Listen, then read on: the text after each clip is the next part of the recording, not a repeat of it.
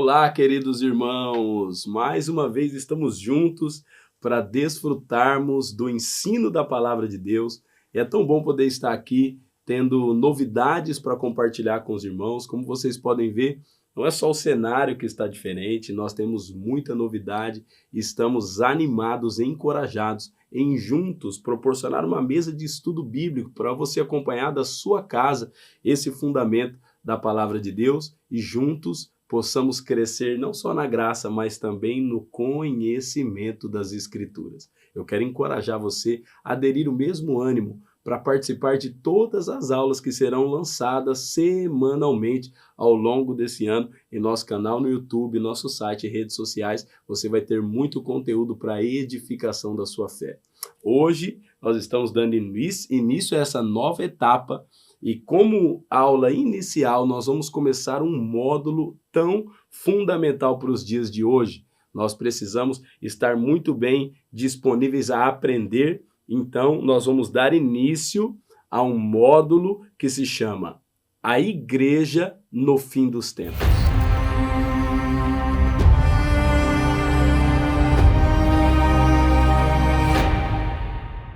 E hoje nós vamos dar início com a aula A Preparação para o Retorno do Senhor. Nós precisamos entender que a vinda do Senhor já está programada, o dia já está determinado, ninguém sabe o dia e nem a hora, mas a nossa responsabilidade é discernir os tempos. Nós não vamos saber exatamente o dia, a hora, o instante que o nosso Senhor Jesus vai retornar, mas a responsabilidade da igreja é discernir os tempos em que esse evento irá acontecer. Por isso, eu quero convidar você a estudar uma escatologia simplificada comigo sobre o discernimento dos fins dos tempos. A igreja precisa ter um posicionamento correto nesses dias. Não basta só confiarmos na bondade e misericórdia de Deus, que vai tudo correr bem naquele dia. Sim, vai tudo correr bem, porque nós confiamos na bondade e misericórdia do Senhor. Porém, nós temos a responsabilidade de entender qual o nosso papel para que esse evento aconteça. Amém? Eu quero convidar você a estudar comigo um pouco dessa escatologia simplificada. Para que você entenda melhor, escatologia é o estudo do fim dos tempos. Porque a palavra escatologia é original do grego. Ela vem da palavra eschaton mais logia. Eschaton significa fim e logia significa estudo. Então é o estudo do fim.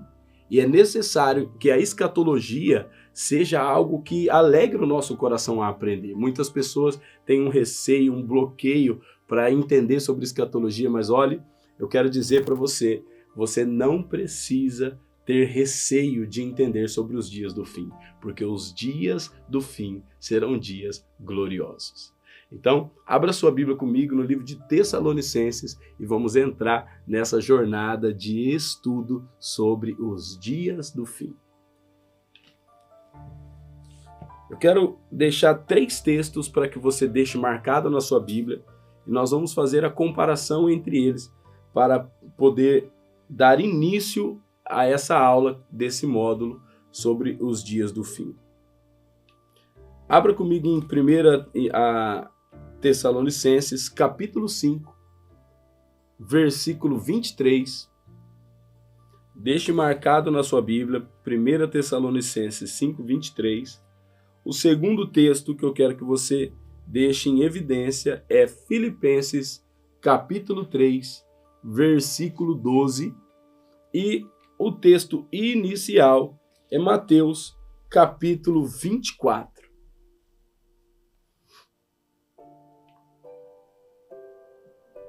Vamos lá, 1 Tessalonicenses 5, 23, Filipenses 3, 12 e vamos dar início em Mateus capítulo 24, a partir do versículo 3, que diz assim a palavra de Deus. No Monte das Oliveiras, achava-se Jesus assentado, quando se aproximaram dele os discípulos em particular e lhe pediram: Dize-nos, quando sucederão essas coisas? E que sinal haverá da tua vinda e da consumação do século? Versículo 4.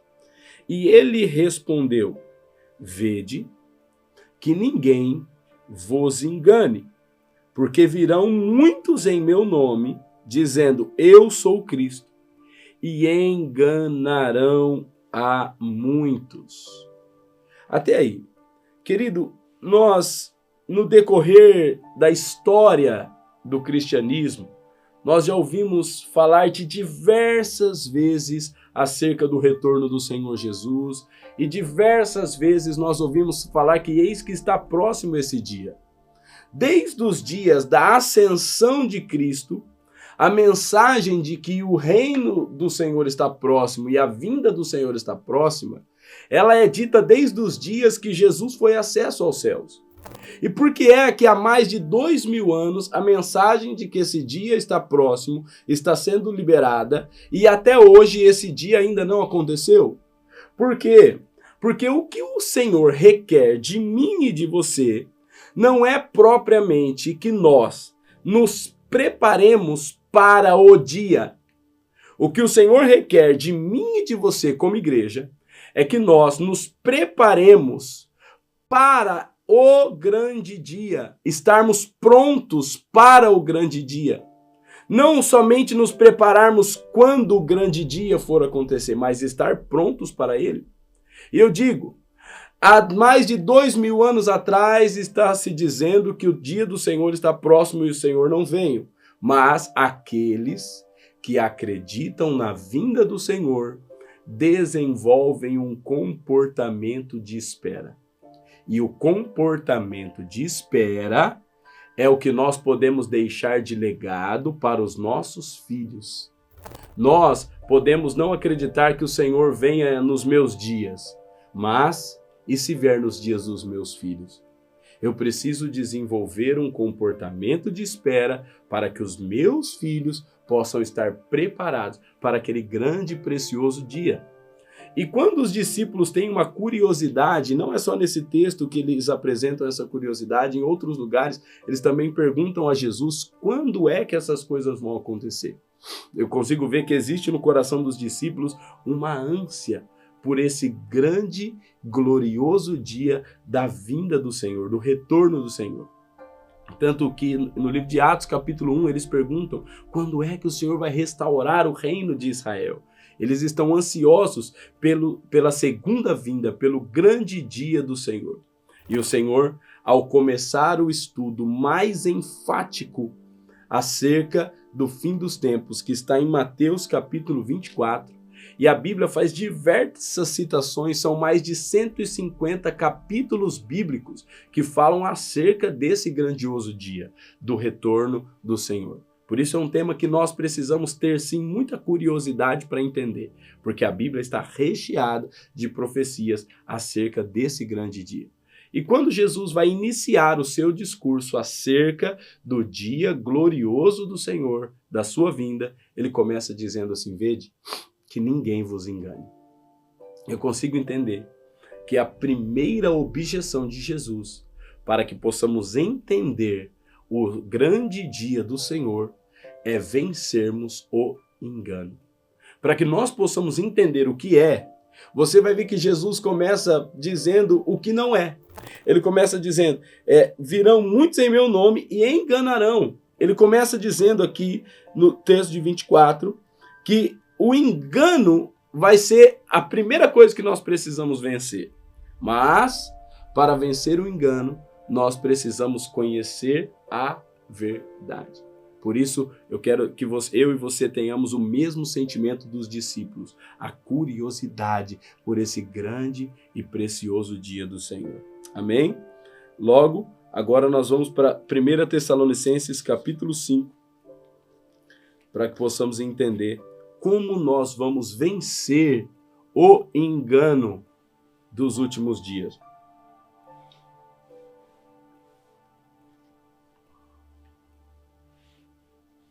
1 Tessalonicenses 5, 23 diz assim, 23 e 24.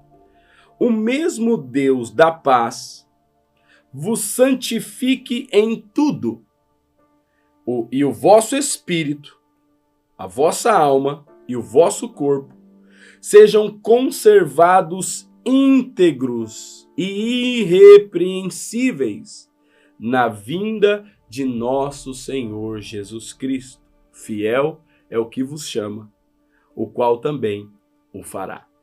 Querido, ouça, nós precisamos não só entender a nossa parte, mas também entender a parte de Jesus nesse comportamento de espera que vamos desenvolver para o grande dia do Senhor. Ouça, Jesus disse que nós precisaríamos ter cuidado para que ninguém nos enganemos. E aqui em Tessalonicenses capítulo 5, versículo 23, ele diz: o mesmo Deus da paz vos santifique em tudo, o nosso espírito, alma e corpo sejam conservados íntegros e irrepreensíveis na vinda do nosso Senhor Jesus. Sabe qual é o nosso primeiro papel e responsabilidade da igreja como cristãos? Escute, se você estiver anotando, anote isso. É conservar a nossa santidade imaculada até o dia do Senhor. Imagine que se você descobre verdadeiramente que Jesus irá voltar hoje, no fim do dia ou amanhã, o que é que você faria hoje? Eu tenho certeza que você abriria mão de todos os seus pecados, pediria perdão por todas as tuas falhas e procuraria arduamente se conservar em santidade para encontrar o Senhor. Mas isso não é um comportamento que nós devemos ter no grande dia. É um comportamento que nós devemos ter para o grande dia. A santificação é uma obra gradativa que nós precisamos desenvolver em vista ao grande dia do Senhor. Nós temos a responsabilidade, em primeiro lugar, de nos mantermos santificados. Como é que nós vamos vencer o engano? Porque virão muitos dizendo que é o Cristo, muitos em nome de Jesus dizendo que é o próprio Cristo. E como é que nós vamos perceber que não são? Preservando a nossa santificação. A igreja precisa estar preparada em santidade. Uma igreja que está sendo formada sem mácula. Querido, por isso, se você tem o entendimento do dia do Senhor, você tem força e você tem coragem para vencer hoje as adversidades. Ouça, existe a legalidade do Espírito sobre a minha vida e sobre a tua vida para que nós nos santifiquemos. Abrirmos mão das obras infrutíferas das trevas, para que nós possamos verdadeiramente abrir mão dos prazeres pecaminosos e vivermos de modo digno do Evangelho. Essa é a responsabilidade da igreja. Em primeiro lugar, nos mantermos irrepreensíveis. Agora, olha o texto de Filipenses, no capítulo de número 3, versículo 12. O apóstolo Paulo diz assim, não que eu já tenha recebido ou que eu já tenha obtido a perfeição, mas eu prossigo para conquistar aquilo para o que também fui conquistado por Jesus Cristo. Oh, meu Deus! O apóstolo Paulo diz, eu ainda não sou perfeito, mas eu estou prosseguindo, buscando essa perfeição. A primeira responsabilidade da igreja para o dia do Senhor é nos colocarmos em uma condição de santidade, ter uma marca imaculada. Veja que no texto de Efésios, capítulo 5, quando o apóstolo Paulo ele vai falar do casamento, ele faz uma comparação entre o marido e a mulher, Jesus e a igreja. No versículo 26 ele diz assim, para apresentar a si mesmo uma igreja gloriosa, sem mácula, nem ruga, nem coisa semelhante, porém santa e sem defeito. Se é esse o resultado final, a igreja que Jesus vai encontrar no último dia, é uma igreja sem ruga, sem mácula, sem mancha, santa e irrepreensível. O nosso papel hoje é desenvolvermos essa santificação gradativamente.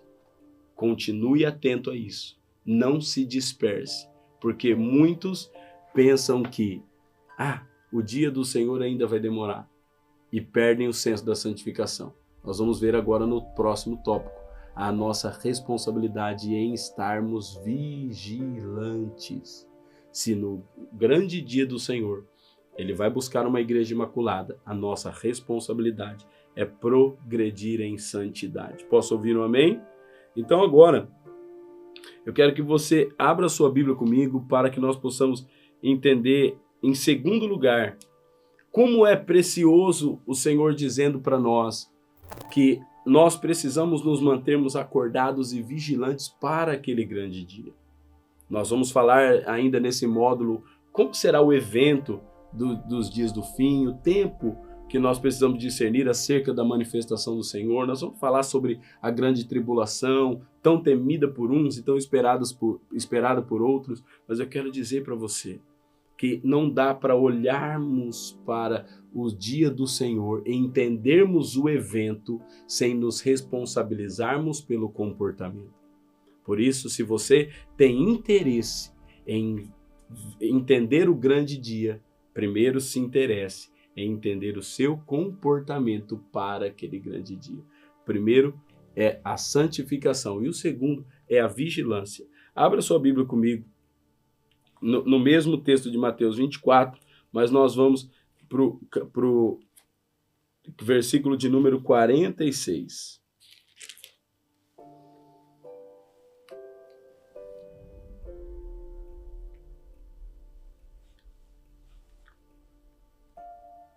Ele, depois de esclarecer o sermão da grande tribulação, dos acontecimentos dos dias do fim, o Senhor vai no capítulo 24, a partir do versículo 45, o Senhor vai nos dar uma parábola acerca do servo bom e do servo mau. E ele diz assim, a partir do verso 45, quem é, pois, o servo fiel e o servo prudente, a quem o Senhor confiou seus conservos, para dar-lhe o sustento a seu tempo? Versículo 46, bem-aventurado aquele servo a quem o Senhor, quando vier, achar fazendo assim. Quando vier, achar fazendo assim. Logo em seguida, Jesus vai contar a parábola das 10 virgens. E a parábola das 10 virgens tem o clímax do ensino, não em as virgens nécias que não tinham azeite e as prudentes que tinham azeite, não. Mas tem o clímax em as que estavam apercebidas. No capítulo 25, no versículo 10, diz, e saindo elas para comprar, chegou o noivo, e as que estavam apercebidas entraram com ele para bodas. Quando o dia do Senhor acontece, o que o Senhor espera encontrar em nós? Uma igreja sem mácula, que está guardada em santificação, e uma igreja que está vigilante esperando esse dia. O problema, irmãos, é que se nós não estivermos esperando esse dia, nós não temos combustível intencional suficiente para nos santificarmos. Por que é que algumas pessoas vão deixando a santidade relaxada e vão perdendo o senso de lutar contra o pecado? Por quê? Porque não estão vendo as consequências daquele pecado, porque as consequências de uma vida pecaminosa está reservada para aquele dia. As consequências de uma vida imoral, mentirosa, lascívia, corrupta e em desarmonia com a palavra de Deus, as consequências estão reservadas para aquele dia. Mas alguém que não tem a espera e a vigilância para aquele dia, não tem combustível intencional para se santificar hoje. Irmãos, o Senhor Jesus não vem raptar um povo. O Senhor Jesus não vem para raptar uma igreja. Não, ele vem para tomá-la para um casamento. Quando vai haver um sequestro, quando alguém vai ser raptada, pode ser pego de surpresa. Mas quando vai acontecer uma cerimônia, ele precisa haver um sentimento de espera. eu preciso aplanar esse entendimento com você para que nós possamos ter, em primeiro lugar, o senso de vigilância. Olha o que diz em 1 Pedro, capítulo 5, versículo 8. Diz: sede sóbrios, vigiai, porque o vosso adversário, o diabo, ele anda ao vosso derredor, rugindo como um leão e procurando a quem possa tragar.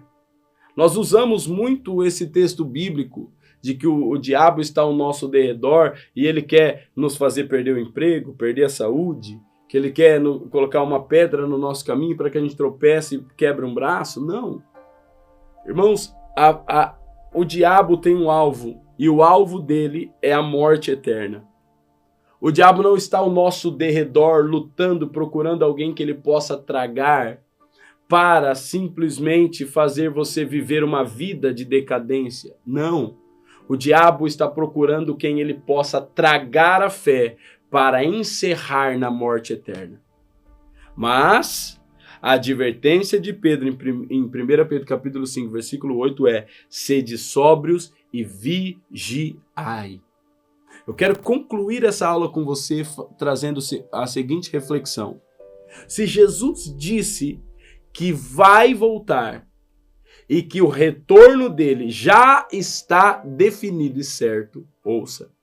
E eu e você somos cristãos, somos salvos pelo sangue de Jesus, acreditamos na primeira palavra de sua salvação, precisamos também acreditar na segunda palavra de sua redenção. Jesus está voltando. E a nossa responsabilidade é vigiar, é não se dispersar. O papel da igreja em primícia para o retorno do Senhor Jesus é ser vigilante e manter-se imaculada.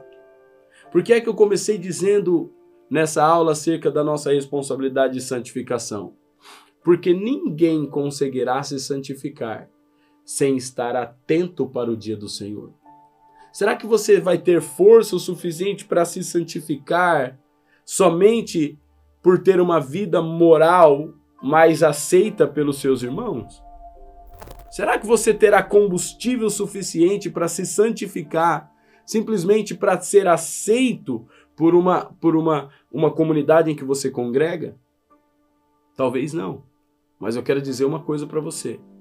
Se você tiver a responsabilidade no entendimento de que o Senhor Jesus está voltando, com certeza você vai ter temor dentro do seu coração para dizer não para a imoralidade, para dizer não para as obras infrutíferas das trevas. E ouça, você terá com certeza muita força e coragem para tornar-se imaculado, irrepreensível, à espera do nosso Senhor Jesus.